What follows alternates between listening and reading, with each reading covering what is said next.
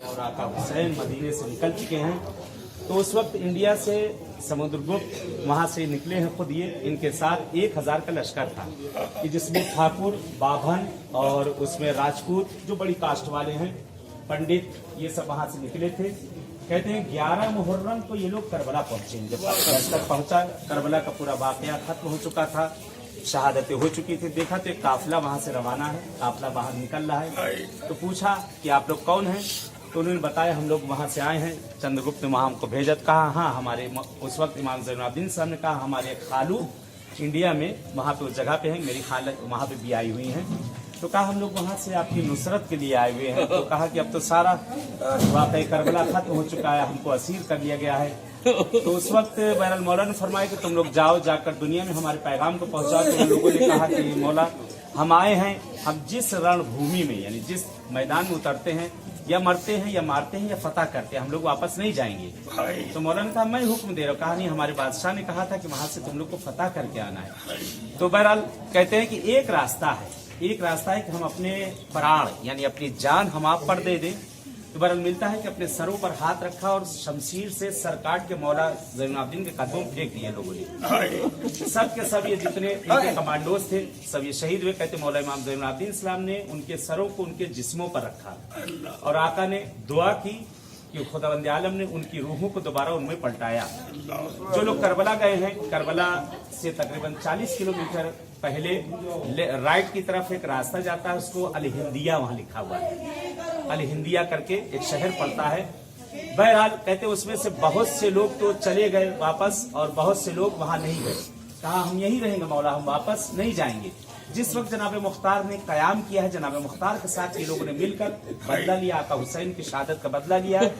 आज भी इराक के अंदर वो इस वक्त मौजूद है और कश्मीर में, इंडिया में उस नस्ल के मौजूद है जिनको हुसैनी ब्राह्मण बोला जाता है। हुसैनी पंडित, हुसैनी ब्राह्मण कहा जाता है, जिनकी पहचान ये है कि पैदाइशी उनके गले पर यहाँ कंठ होता है। कंठ क्या होता है? जैसे हम लोग जंजीर का मातम करते हैं, पीठ पे छुरियों के निशान बन जाता है, वो पैदाइशी उनके गले पे यहाँ वही निशान है जो उनके आबा अजदाद ने अपने सर को काट के मौला के लिए फेंका था। तो पैदाइशी वहाँ पे उनके यहाँ पे निशान बहरहाल वहाँ पे मौजूद है।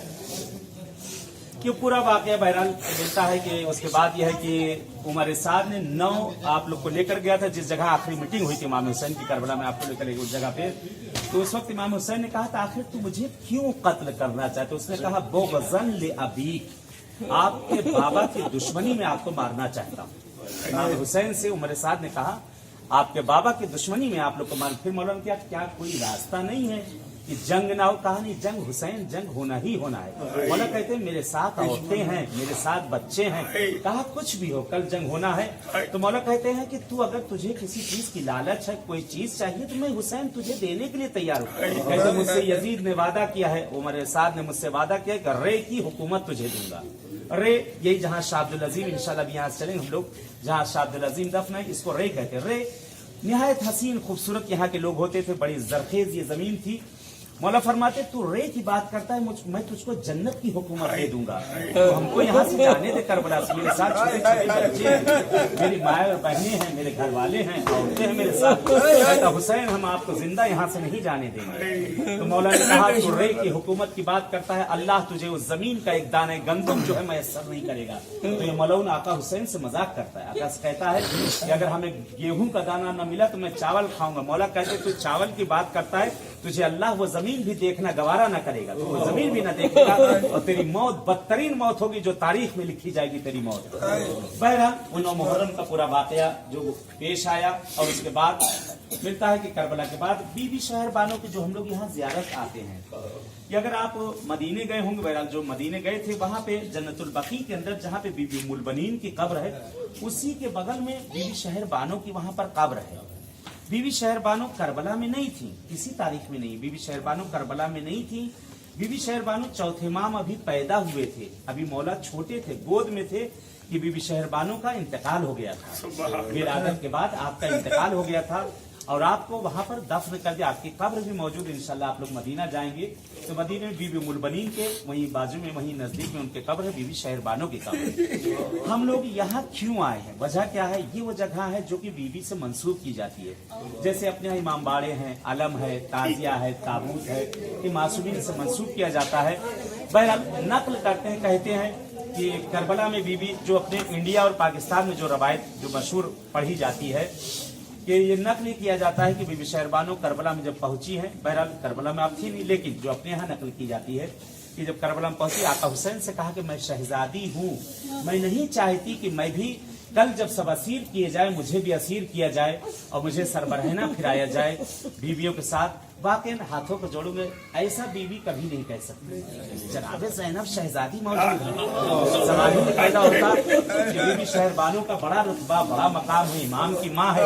इमाम की माँ कभी ऐसा नहीं कह सकती कि बीबी ज़ैनब कुलसूम को सरबरहना फिराया जाए, मुझे न फिराया जाए। नामुमकिन है कि बीबी ऐसी बात कहे, नामुमकिन है कि बीबी ऐसी बात कह दे कि जनाबे ज़ैनब कुलसूम को जो है सरबरहना फिराए और मुझे पर्दे में रखा जाए, कभी भी ऐसा नहीं कहे। बहरहाल ये रवायत जो पढ़ी जाती, फिर उसके बाद नकल करते हैं कि इन्होंने आका हुसैन ने फरमाया कि ठीक हमारी शहादत के बाद असीरी होना जरूरी है, असीर होंगे हम लोग।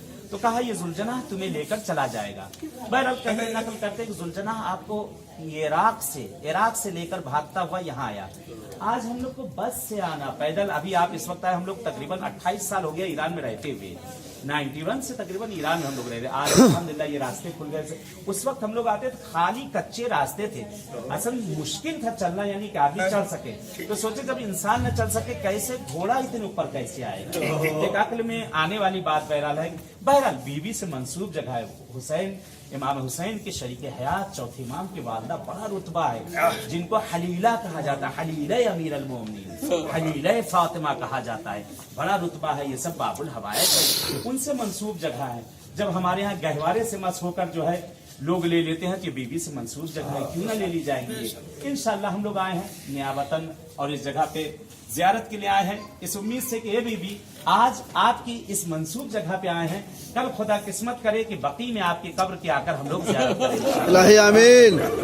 दुआ करते हैं परवरदिगार से हम सबका ना इस बारगाह में कबूल कर दे। आमीन। आने वाले हम में जो मरीज और बीमार आलील हैं, जिस तरह की भी खुदा है, उन सबको हम सबको सेहत कामयाबी। आमीन। खुदा है जो बे औलाद है, इस बीवी के सदके में उनकी गोदियों को आबाद कर। आमीन। आने वाले जिन्हें तूने औलाद दी है, जो अपने बच्चों के रिश्तों के लिए परेशान है, माबूद उन्हें बराबर के रिश्ते आमीन। परवरदिगार पालने वाले हमारे जमाने के इमाम का ज़हूर कर दे। आमीन। माबूद हमें बख्श दे, हमारे वालिदैन को बख्श दे, आमीन। आबा और अजदाद मरहुमीन को बख्श दे। आमीन। हम सब के तमाम कबीरा और सगीरा को माफ कर दे। आमीन। माबूद तुझसे इल्तिजा करते इस जियारत को हमारी उम्र की आखिरी जियारत करार मत देना। आमीन। हम सबको तमाम मकामात पे आना नसीब कर दे। आमीन। आप लोग जियारत साथ में पढ़ लेते हैं।